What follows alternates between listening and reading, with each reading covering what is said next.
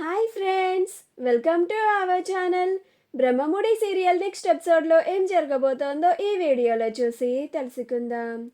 నా మనసులో ఉంది మీరే కళావతి గారు అని అన్న రాజ్. అసలేం జరిగింది అని తెలుసుకోవడానికి ఈ వీడియోని స్కిప్ చేయకుండా ఎండ్ వరకు చూసేయండి. రాజ్ ఇందిరాదేవి అపర్ణలతో మాట్లాడిన తరువాత నానమ్మే నన్ను ఇలా అపార్థం చేసుకున్నారంటే కళావతి గారు నన్ను ఇంకెలా అపార్థం చేసుకుంటున్నారు. ఒకసారి కళావతి గారితో మాట్లాడి నాకు నిజంగానే ఈ పెళ్ళి ఇష్టం లేదని బలవంతంగా నన్ను ఈ పెళ్ళికి ఒప్పించి ఆ యామిని నన్ను పెళ్లి చేసుకోబోతోందని కళావతి గారితో కూడా మాట్లాడాలి అని అనుకుంటూ కావ్య కోసం వెతుకుతూ ఉంటాడు. కావ్య ఒక చోటు నుంచొని ఆలోచిస్తూ ఉంటుంది. ఈ పెళ్ళిని ఎలాగైనా ఆపేయాలి అని అనుకుంటూ ఉంటుంది. కావ్య అలా ఒక్కతే నుంచొని దీర్ఘంగా ఆలోచించడం చూసి యామిని అక్కడికి వచ్చి, ఏంటి కళావతి గారు, మీరు ఒక్కరే ఇక్కడ నుంచొని చాలా దీర్ఘంగా ఆలోచిస్తున్నట్టుగా ఉన్నారు. ఏం ఆలోచిస్తున్నారు? మా పెళ్ళిని ఆపడానికా అని అంటుంది. అప్పుడు కావ్య నువ్వేమనుకుంటే అదే యామిని అని అంటుంది. అప్పుడు యామిని, నువ్వు ఎన్ని ప్రయత్నాలు చేసినా కానీ మా పెళ్ళిని మాత్రం ఆపడం నీ వల్ల కాదు కళావతి అని అంటుంది. అప్పుడు కావ్య, అది చూద్దాం యామిని, నేను నీ పెళ్ళిని ఆపగలనో లేదో నువ్వే చూస్తావు కదా అని అంటుంది. అప్పుడు యామిని, ఇంత ఖచ్చితంగా ఇంత కాన్ఫిడెన్స్గా మాట్లాడుతున్నావు అంటే ఖచ్చితంగా ఏదో ప్లాన్ వేసే ఉండి ఉంటావు కదా అని అంటుంది. అప్పుడు కావ్య, నేను నీ పెళ్ళిని ఆపడానికి ప్లాన్ వేశానో లేదో నీకెందుకు, అంటే నీలో ఏదో కోసాన నేను నీ పెళ్ళిని ఖచ్చితంగా ఆపేస్తానన్న భయం నాకు కనిపిస్తోంది అని అంటుంది. అప్పుడు యామిని, ఏంటి నువ్వు నా పెళ్ళి ఆపుతావని నేను భయపడుతున్నానా అని వెకిలిగా నవ్వుతూ ఉంటుంది. అప్పుడు కావ్య, మరి ఇంకెందుకు ఇలా నా దగ్గరకు వచ్చి నా పెళ్ళిని ఆపాలనుకుంటున్నావా, దాని గురించి ఆలోచిస్తున్నావా, ఇలాంటి మాటలన్నీ ఎందుకు మాట్లాడుతున్నావు యామిని, వెళ్ళి నీ పనులు నువ్వు చూసుకోవచ్చు కదా అని అంటుంది. అప్పుడు యామిని, చూడు కళావతి, నా పని నేను చేసుకుంటానులే కానీ నువ్వు ఈ పెళ్ళికి వచ్చి ఏం చేయాలో నన్ను చెప్పనివ్వు అని అంటుంది.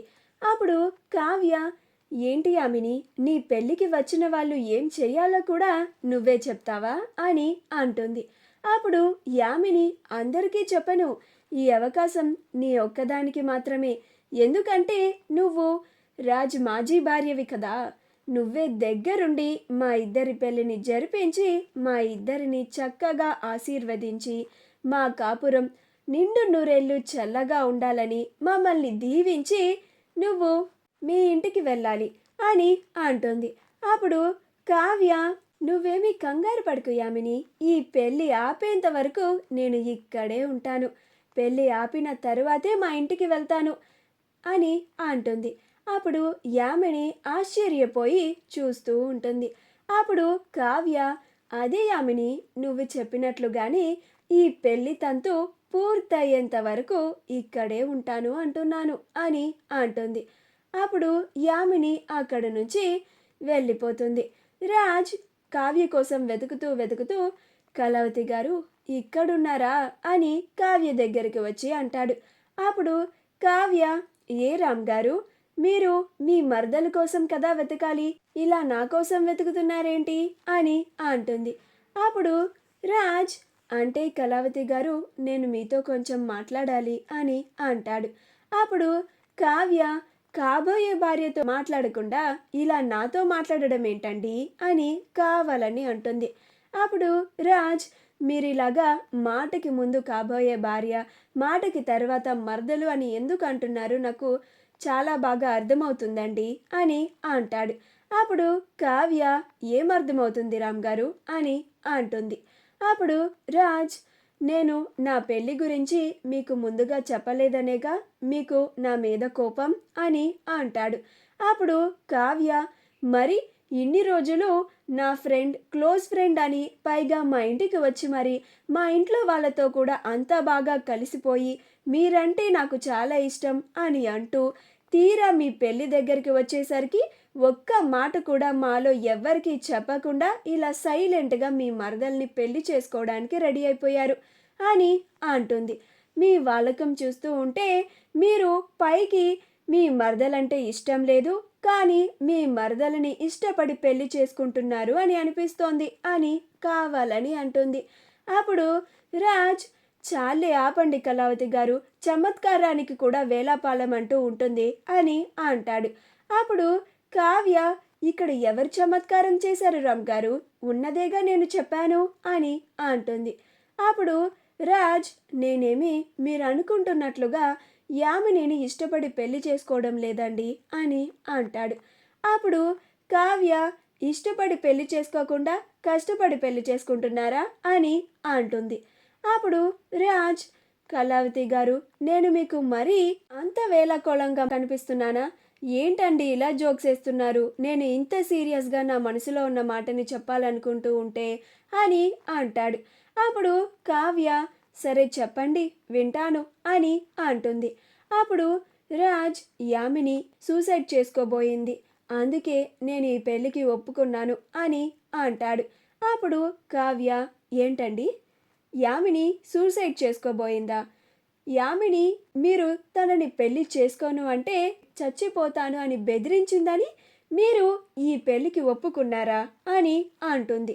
అప్పుడు రాజ్, అవునండి, నా వల్ల ఒకరి ప్రాణం పోవడం నాకు అస్సలు ఇష్టం లేదు, అందుకనే నేను నా మనసు చంపుకొని మరి నాకు ఈ పెళ్ళి ఇష్టం లేకపోయినా కానీ యామిని బ్రతికి ఉండడానికి నేను ఈ పెళ్ళికి ఒప్పుకున్నాను అని అంటాడు.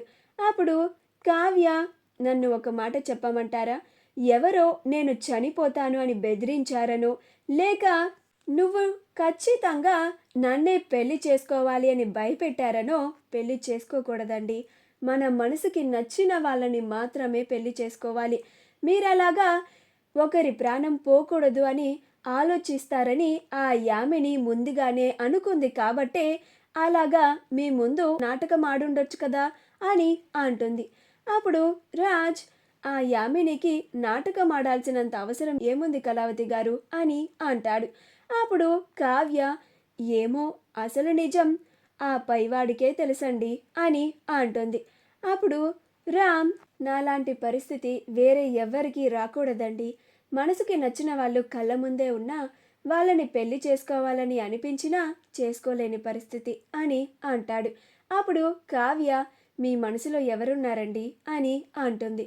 అప్పుడు రాజ్, మీరే చెప్పండి అని కావ్య చేతిని తన గుండె పైన పెట్టి చెప్పండి అని కావ్య కళ్ళల్లోకి చూస్తూ ఉంటాడు. అప్పుడు కావ్య తన మనసులో ఉన్నది తానే అని రాజ్ కళ్ళల్లో చూస్తూ చాలా సంతోషపడుతూ ఉంటుంది. అప్పుడు రాజ్, నా మనసులో ఉంది మీరే కళావతి గారు అని అంటాడు. మా వీడియో కనుక మీకు నచ్చినట్లయితే లైక్ చేయండి, షేర్ చేయండి, మా ఛానల్ని సబ్స్క్రైబ్ చేసుకోండి, పక్కనే ఉన్న బెల్ ఐకాన్ని క్లిక్ చేయడం మాత్రం మర్చిపోకండి.